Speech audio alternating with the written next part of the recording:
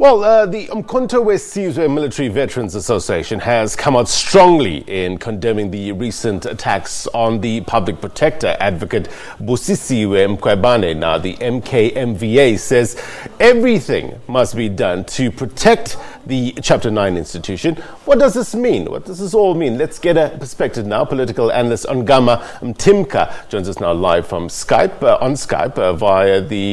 from Nelson Mandela Bay. Ongama, thank you very much indeed for coming through. So we have the African National Congress welcoming the commitment made by President Ramaphosa to respect and, I guess, fully cooperate with the office of the public protector, and calling on all South Africans to exercise this word restraint and refrain from making public statements that have the potential to undermine the integrity and credibility of Chapter 9 institutions. And we see a statement from the MKMVA condemning what they call the malicious public attacks on the public protector. How do you read this latest developments? This is a very interesting battle plane. You have a precarious situation in which those that have thus far been perceived to be on the right side of the law and ethical codes being subjects of investigation, starting with Minister Pravin Gordhan and now President Cyril Ramaphosa.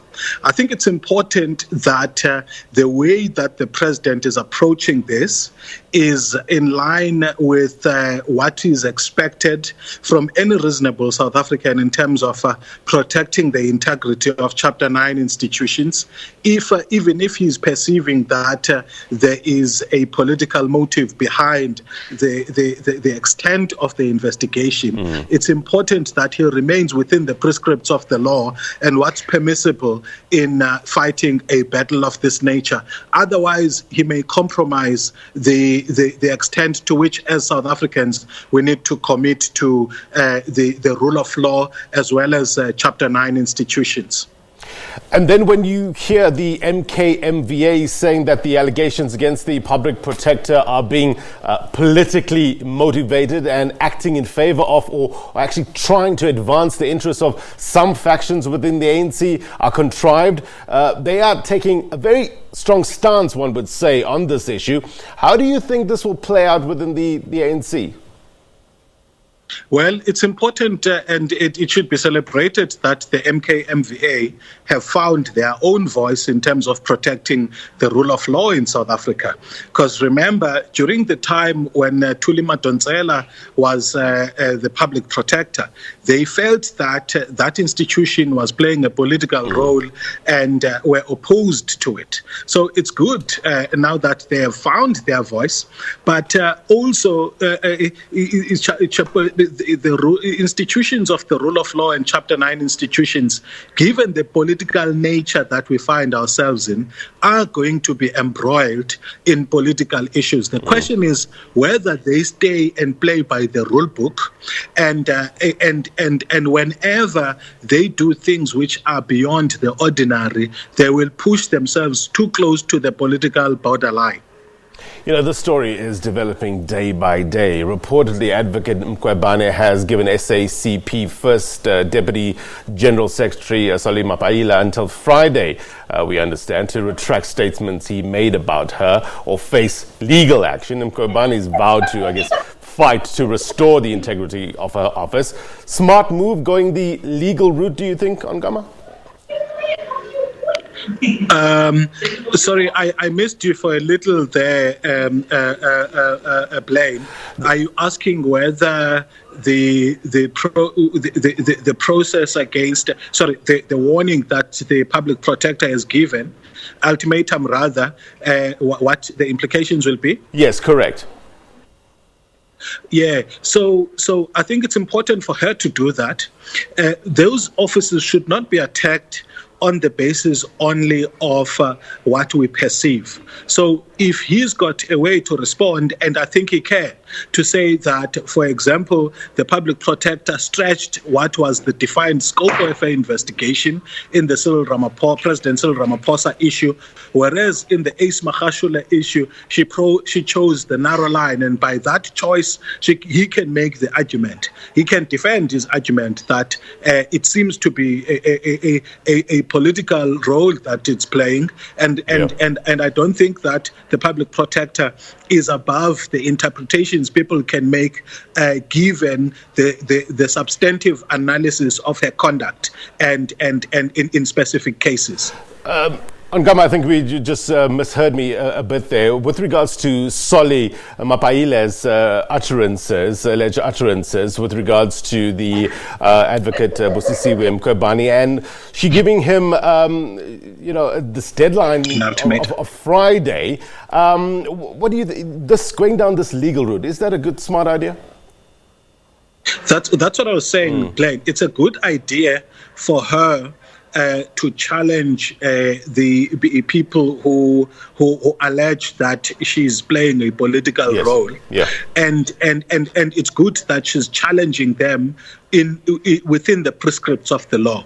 And I think the ball is on his court to then explain, because he's entitled to have an opinion. And that opinion, if it is founded on proper analysis of conduct, there's no way it can be seen as unfair. Look, so it seems the battle lines are drawn between the Chapter 9 institution and the Communist Party. What do you think, what does this do to the image of the Public Protector's Office? Yeah, so Blaine, here's the thing about institutions supporting democracy. We design them in abstract, and then when they get tested in practice. It is in practice where we find mechanisms to improve those institutions. So fights of this nature, while they are going on, may appear to be bad, but in the bigger scheme of things, they help us to define the lines and the borderlines in terms of what constitutes the designed conduct of certain institutions.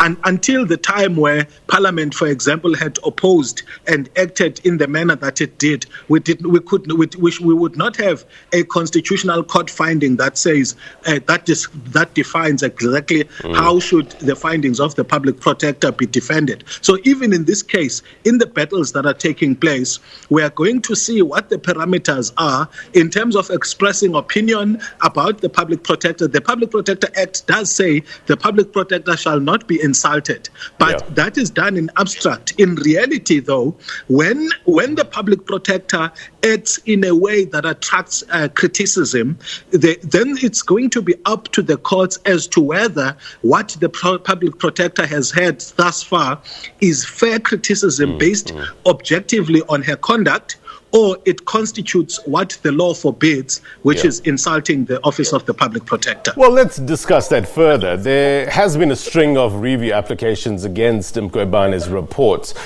with some questioning her ability to hold office. Opa Sagalwe, the PP's spokesperson, said on SABC News that in 2016, the Constitutional Court indicated that the public protector's remedial action is binding unless set aside by a court of law. And since then, there have been the spike, so to speak, in a number of applications for review of the public protector's decision. And he went on to say that when she came into office, there were already a few cases that were taken on judicial review. So my question is it all relative?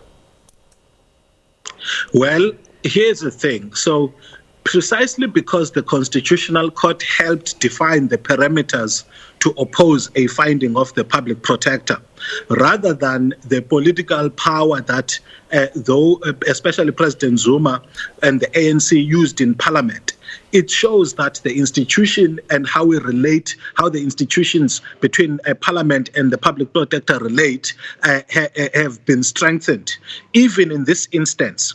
So now that the politicians that have been implicated have sought legal recourse for their differences with the public protector's findings, it shows to me that the institutions and their relations have been developed further, and and there is no longer the political accommodating which politicians did among themselves in order to negate the findings of the public protector. My view is that even if there are perceptions that the public protector may be acting in a politically motivated way, there is a rule of law and there are processes defined in law on how to take action against those, and we need to comply and be patient as South Africans about that. There shouldn't be any ministers that are said to be sacrosanct, or the president for that matter, nor should that office of the public protector be perceived to be sacrosanct and cannot be challenged. So it's good that we are going through this process, because it's going to help convince, even for Busisiwe Mkhwebane, ultimately these cases against her will get to show whether or not she is biased. I have full confidence in the judicial processes in South Africa. They have proved to be above board consistently. And so as competent institutions, they are going to help explain whether indeed she has played a political role or she has made errors of judgment. Ongama Mtimka, political analyst, appreciate your perspective as always. Thank you.